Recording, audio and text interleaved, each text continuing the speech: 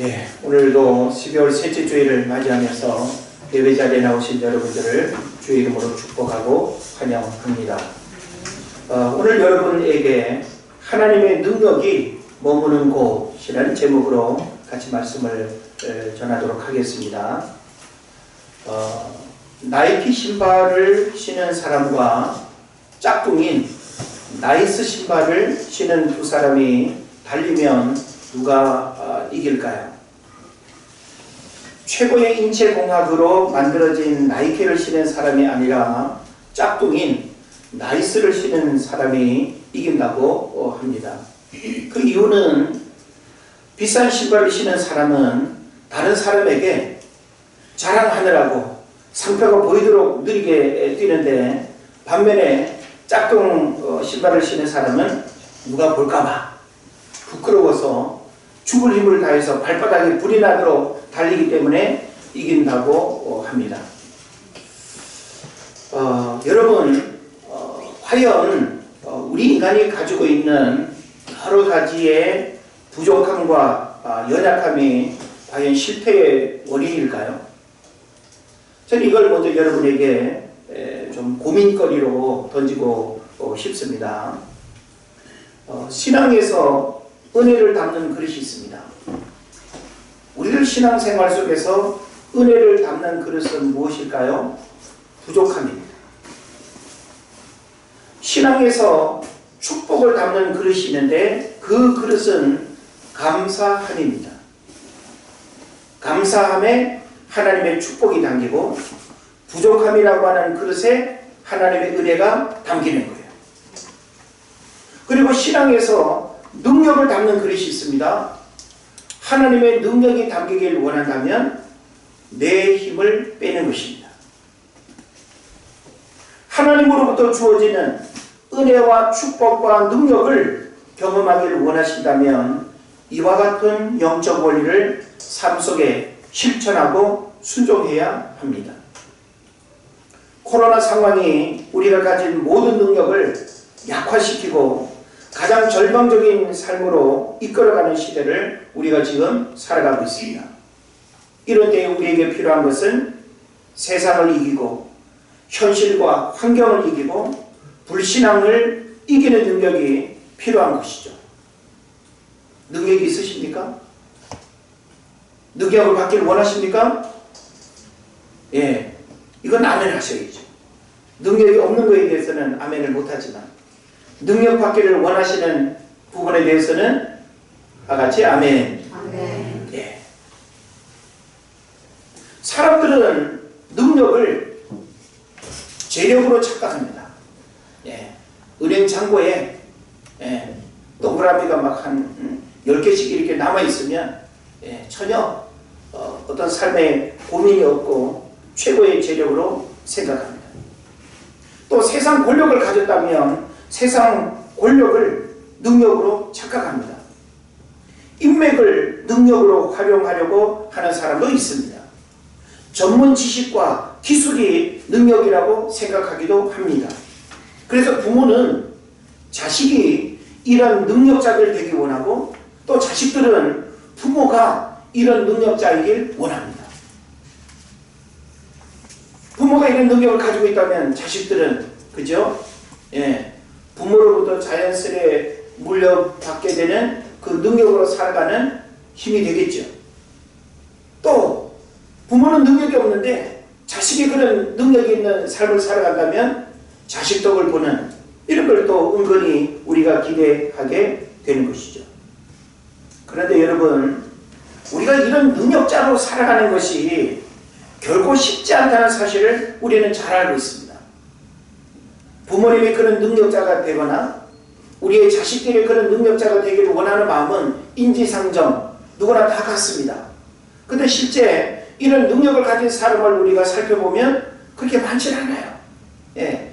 능력 있는 척 할 뿐이지 실제 그 사람의 능력을 우리가 들여다보면 뭐 나랑 별반 차이 없는 이런 모습들을 우리가 보게 되는 것이죠. 그런데 여러분, 오늘 이런 능력을 가진 사람을 오늘 우리가 만나게 됩니다. 이런 능력자가 지금 우리 앞에 있습니다. 오늘 본문에 등장하는 사도 바울은 로마 시민권자로서 사내들인 공의회 회원으로서 주어진 재력, 권력, 인맥을 가지고 있었고, 가말리엘 문화생으로서 바리새인 중에 바리새인이요 대율법학자인 특별한 신분과 그리고 당대의 철학과 학문을 섭렵한 대가였습니다. 사도 바울이 가진 이와 같은 능력을 우리 비교할 수 있을까요? 우리는 말하기는 쉬워도 이런 능력을 가진 사람을 우리가 만나기가 쉽지 않습니다. 어찌 보면 성경에서 사도 바울이 가진 이 능력이야말로 타의 추종을 불허할 만큼 대단한 능력자임을 우리가 주목하게 되는 것이죠. 그런데 이런 사도 바울은 다메섹에서 예수님을 만난 이후에 세상을 보는 안목이 바뀌었고 가치 기준이 달라졌고 진짜 힘과 능력이 무엇인지를 깨닫게 되었다는 거예요. 그는 분명히 능력자예요. 사람들이 부러워하는 여러 가지 능력을 한 가지도 아니고 모든 능력들을 사실 다 가진 사람이라고 우리가 말할 수 있습니다. 그런데 사도 바울은 너희들은 나를 능력자로 부러워할지는 모르지만 내가 지금 너희들에게 말할 수 있는 것은 이게 진짜 능력이 아니다라고 하는 거예요. 그래서 사도 바울이 이런 고백을 합니다. 갈라디아서 6장 14절에서 예수 그리스도와 십자가 외에는 자랑할 게 없다. 자랑할 게 굉장히 많은데 예수 그리스도와 십자가 외에는 자랑할 게 없다고 이상한 소리를 합니다. 빌립보서 3장 8절에서는 뭐라고 말하는가 하면 예수 그리스도를 아는 것이 가장 고상한 지식이에요. 점점 이상해지죠. 아니 가말리엘 문화생으로서 그가 습득한 그가 배운 능력 얼마나 탁월한데 그건 자격이 있어서 능력의 문제가 아니라는 것입니다. 고린도서 12장 10절에서는 뭐라고 말합니까? 내가 약한 그때가 가장 또 강함이라고 말합니다. 이상한 말을 계속하고 있습니다. 우리는 충분히 이해하고 공감하지만 세상 사람들은 이게 능력이라고 나열할 때 그것을 과연 순수하게 받아들이겠습니까? 자, 그런데 문제는 뭔가 하면 사도 바울이 어떻게 이와 같은 사람이었는데 이와 같은 고백을 할 수 있었느냐라고 하는 거예요. 사도 바울은 자신이 자랑할 만한 것들 이야기해도 전혀 어색하지 않을 뿐만 아니라 그 누가 뭐라 할 수 없는 그런 능력자임에 틀림없습니다.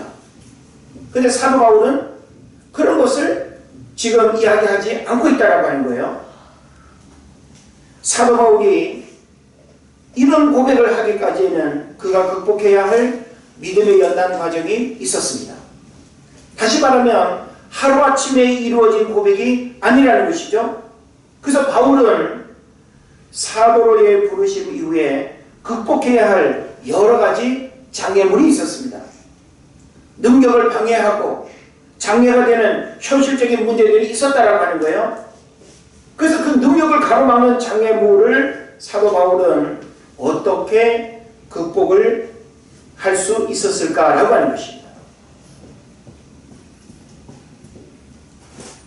초등학교 다니는 아들이 일기장에 이렇게 썼습니다. 우리 아빠는 앞을 보지 못하는 시각장애인입니다. 그래서 나랑 자전거도 함께 타지 못하고 공던지기 놀이도 하지 못합니다. 나는 우리 아빠와 함께 할 수 있는 것이 없습니다.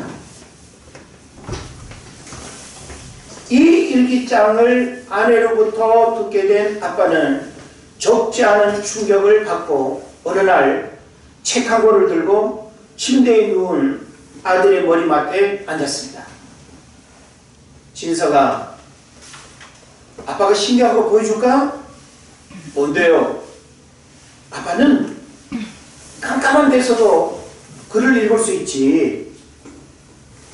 불이 꺼진 깜깜한 방에서 점자로 된 동화책을 아들이 잠들 때까지 읽어줬습니다. 이 아들이 학교에 가서 친구들에게 자랑합니다. 너희 아빠는 눈 감고 책 읽을 수 있어?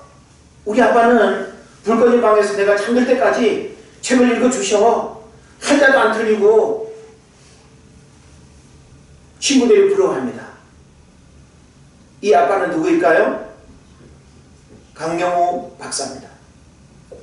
강영우 박사는 자신의 약점과 부족함을 오히려 강점으로 사용을 했습니다. 이런 동화를 듣고 자란 아들 진석은 미국 최고의 대학을 입학하게 됩니다.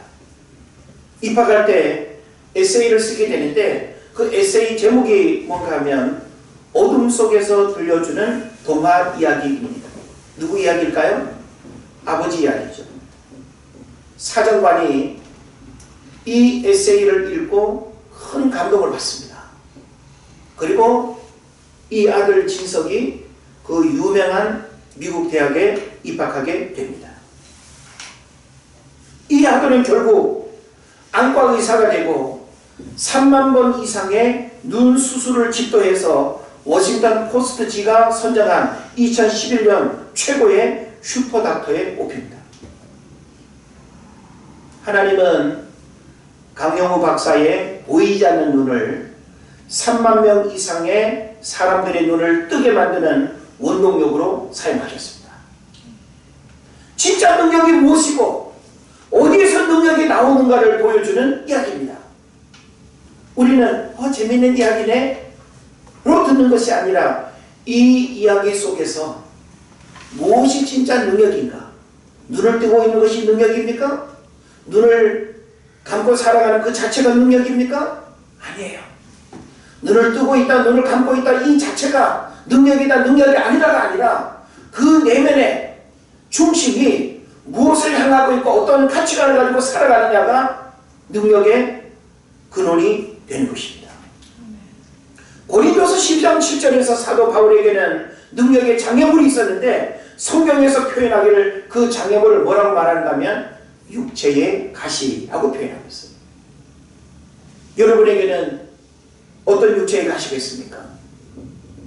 사도 바울은 내 능력을 방해하고 내 능력을 가로막고 내 능력을 약화시키는 육체의 가시가 있다는 거예요.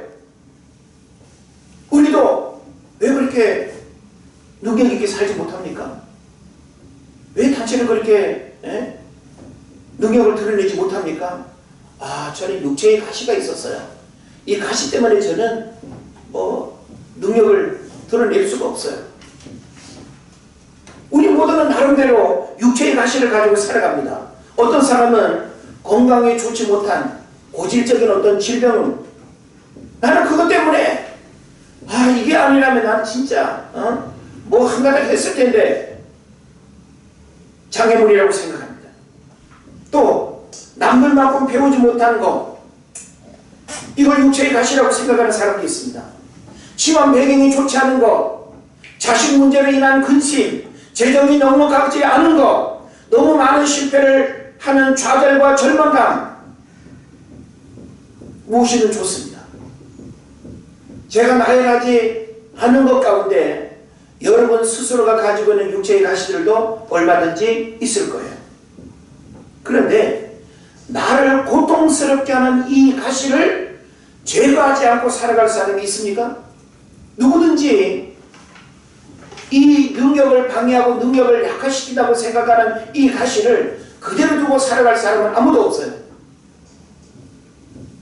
여러분은 사도 바울의 육체의 가시와 비교를 해볼 필요가 있습니다. 사도 바울에게는 구체적으로 어떤 육체의 가시가 있었는지 아십니까? 적어도 성경에서 언급하고 있는 3가지의 가시가 있었어요. 우리는 한 가지 어떤 장애물만 있어도 스스로를 비관하고 나 자신을 불행하다고 생각하고 삶을 자포자기 하고 부정적으로 자기 인간의 삶을 그렇게 만들어버리고 사도 바울도 우리와 다를 바 없는 육체의 가시를 가지고 있었는데 사도 바울은 3가지의 육체의 가시를 가지고 있었습니다. 첫째는 뭔가 하면 안질이에요. 안질이라고 하는 말은 뭔가 하면 시야가 아니고 시야가 흐릿흐릿해서 형체는 보여지는데 정확하게 인식을 못하는 게 안질이에요. 그래서 사도 바울의 서신이 13권인데 사도 바울의 서신은 다 대필했습니다. 다른 사람이 다 대신 써줬다는 거죠. 갈라디아서 4장 15절에 보면 이런 표현이 있습니다. 너희의 복이 지금 어디 있느냐? 내가 너희에게 주문하노니 너희가 할 수만 있었더라면 너희의 눈이라도 빼어 나에게 주었으리라. 안질에 대한 문제를 언급하고 있는 거예요. 내가 눈이 너무 나빴어. 내 어떤 일상이 얼마나 불편할지 모른다. 너희들도 알지 않느냐? 어? 너희들이 나의 이런 불편을 알고 너희 눈이라도 빼어 나에게 주었으리라 라고 이렇게 사도 바울이 고백하고 있는 거예요. 갈라디아서 6장 11절에서는 뭐라고 말합니까? 내 손으로 너희에게 이렇게 큰 글자로 쓴 것을 보라. 눈이 나쁘니까 글을 써도 어떻게 써요? 예, 완전 큰 글자로 쓰는 거예요. 다시 말하면 사도 바울에게는 안질이라고 하는 아주 지독한 육체의 가시를 가지고 있었다. 여러분이 만약에 이런 육체의 가시를 가지고 있다면 그 가시 때문에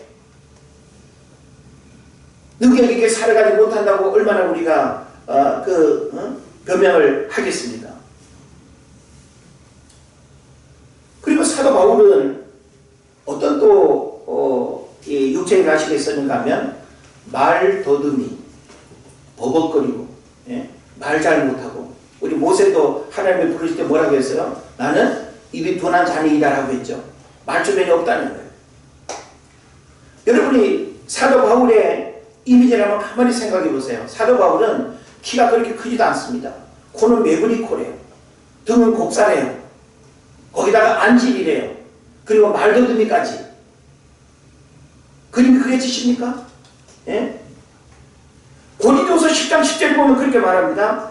그들의 말이 그의 편지들은 무게가 있고 힘이 있으나 그가 몸으로 대할 때는 약하고 그 말도 시원하지 않다 하니.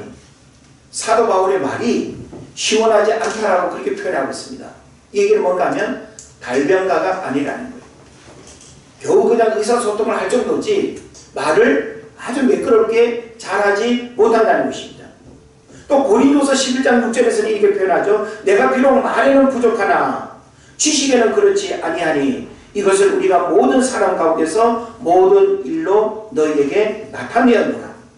내가 비록 말에는 부족하다. 이 표현을 통해서 우리는 사도 바울이 이런 언어적인 부분에 있어서 말더듬이라고 하는 핸디캡을 가지고 있었고 이것이 바로 그의 육체의 가시임을 우리가 생각해 볼 수 있습니다. 그리고 또 치명적인 육체의 가시가 또 하나 있습니다. 이건 뭔가 하면 간질입니다. 오늘 본문에 보면 이 육체의 가시 이걸 뭐라고 표현하는가 하면 사탄의 사자라고 그렇게 표현하고 있습니다. 다시 말하면 그 당시에는 간질이라고 하는 질병을 사탄의 사자라고 그렇게 표현했어요. 왜 사탄의 사자라고 그렇게 이름을 붙였는가 하면 멀쩡하던 사람이 쓰러져서 거품을 물고 뒹구는 것이 오늘날은 병리현상으로 이해되지만 당시에는 사탄이 그 사람 앞에 들어가가지고 발작하고 아주 그냥 난리 목석을 떤다고 그렇게 생각을 했기 때문에 간질병을 갖고 있는 사람을 사탄이 그 사람 안에 들어가서 역사한다고 믿는 사탄의 사자라고 그렇게 표현하는 겁니다. 고린도서 10장 7절에서 말하죠. 여러 계시를 받은 것이 지극히 크므로 너무 자만하지 않게 하시려고 내 육체의 가시 곧 사탄의 사자를 주셨으니 이는 나를 쳐서 너무 자만하지 않게 하려 하십니다. 또 갈라디아서 4장 14절에서는 뭐라고 말합니까? 너희를 시험하는 것이 내 육체에 있을 때 이것을 너희가 업신여기지도 아니하며 버리지도 아니하고. 참 사도 바울은 사람들을 이렇게 만날 때마다 그의 외모로 줄 수 있는 긍정적인 이미지는 많지 않았습니다. 안질에 또 뭐예요? 말더듬이에 간질에 이 정도 되면 누가 친구가 되겠습니까? 누가 그를 가까이 하겠어요? 그러니까 사도 바울이 이런 어떤 문제를 어떻게 했을까요? 사도 바울은 육체의 가시를 제거하기 위해서 하나님 앞에 3번 기도했습니다. 요 3번이라고 하는 의미는 뭔가 하면 간절하게, 온전하게, 끝까지 라고 하는 의미가 있습니다. 다시 말하면 하나님, 한 가지도 아니고 2가지도 아니고 이 3가지의 육체를 가지고 내가 복음 전도자의 삶을 살아간다는 거 너무나 고통스럽습니다. 너무나 큰 장애물입니다. 내 능력을 약화시키는, 하나님의 능력을 약화시키는 장애물입니다. 하나님께서 이 육체의 가시를 제거해달라고 간절하게 기도했다. 예? 정말 간절하게. 예? 하나라도 좀 뽑아주십시오. 아니, 하나님의 나를 이방인의 복음전도자로 사용하시길 원한다면 이 육체의 가시를 말끔히 뽑아주십시오. 이걸 너무나도 간절하게 기도했다는 거예요. 하나님 응답은 무엇입니까?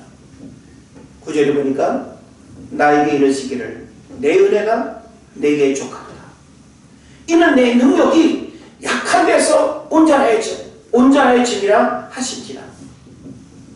하나님은 바울의 능력이 어디에서 나오는지 잘 알고 계셨어요. 우리는 육체의 가시 때문에 불행하다, 혹은 내 삶은 행복하지 않다, 나는 아무것도 할 수 없다, 부모 탓하고 환경 탓하고, 우리는 너무나 그 육체의 가시를 변명 삼아 진짜 능력을 드러내면서 내 안에 잠자고 있는 영적인 거인을 일으켜서 무언가를 할 수 있는 그 힘을 우리는 잃어버린 채 너무나 내 주변의 것들을 탓하면서 부정적인 인간상으로 전락하는 경우들이 많습니다.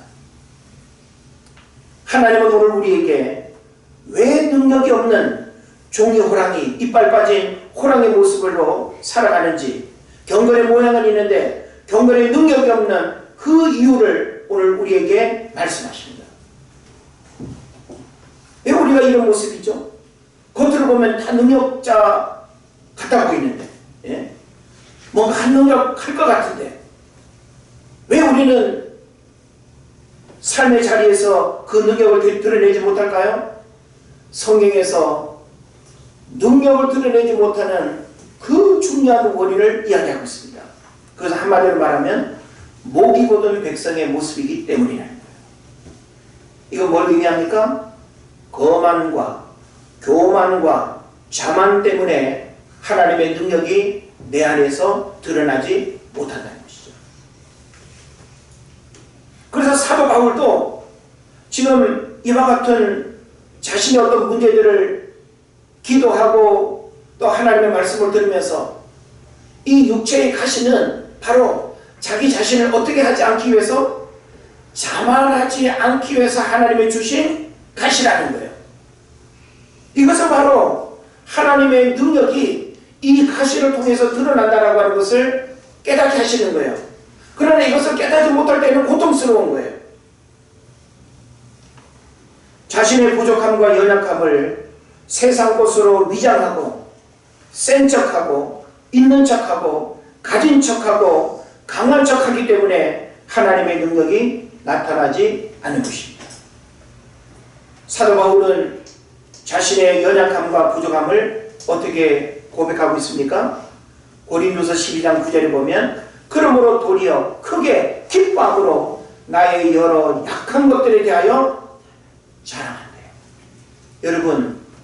여러분 자신의 감추고 싶고 드러나기를 원치 않는 부분들을 여러분 막 자랑하고 싶으세요?